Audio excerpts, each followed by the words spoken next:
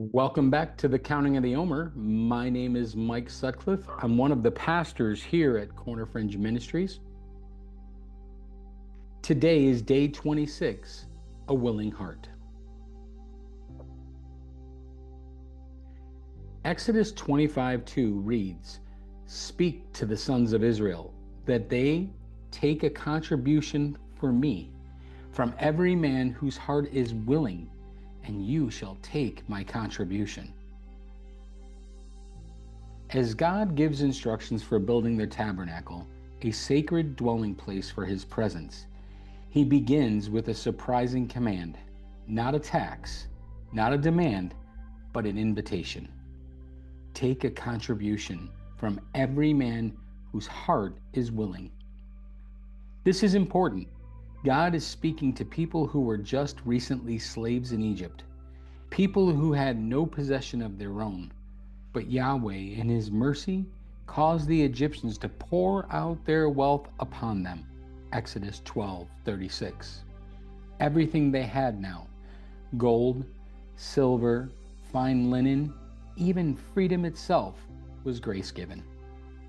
So when God asks for an offering, he's not requesting something they earned. He's asking them to remember what he's done and to respond with gratitude. The tabernacle would be built from these offerings, not just with materials, but with hearts overflowing from the memory of mercy. The place where God would dwell would be crafted by people joyfully giving back from what they had freely received. This moment points us forward to Messiah, who gave not under compulsion, but in perfect love, and who now invites us to offer our lives, not to earn his presence, but to make room for it. You can't give what you haven't received. And maybe that's why willingness is such a powerful test of the heart. The call to give isn't just about gold or goods. It's about recognizing I was empty and God filled me. I was a slave and he set me free. I had nothing and he gave me everything. When we lose sight of that, obedience becomes obligation. But when we remember, willingness overflows. We don't give to impress God. We give because we're already overwhelmed by his goodness. And if giving feels hard right now, maybe the question isn't, why can't I give more? Maybe the question is, have I truly received what he's given me? Because once we do, once we grasp the depth of his provision, his forgiveness, his generosity, we find that gratitude always makes a way for joy. That's what built the tabernacle. That's what builds a life where God dwells. So pause and ask, have I received the grace I've been given? And am I willing to give it back? Not from pressure, but from love.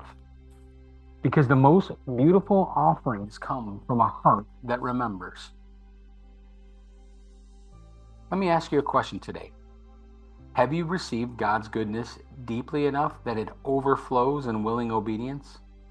What might he be inviting you to release so that your life becomes a place where his presence dwells? Let's pray together. Yahweh, everything we have is from you. We were in bondage and you set us free. We were empty and you gave us more than we could ask. Teach us to give back with a willing heart, not because we must, but because we've received so much. Let our offering be joy, and let our lives be a dwelling place for you. Well, friends, thank you for joining me for today's Counting of the Omer. I hope that it was a blessing to you, and if it was, do me a favor, share it with a friend today. And I hope you'll join me tomorrow for day 27.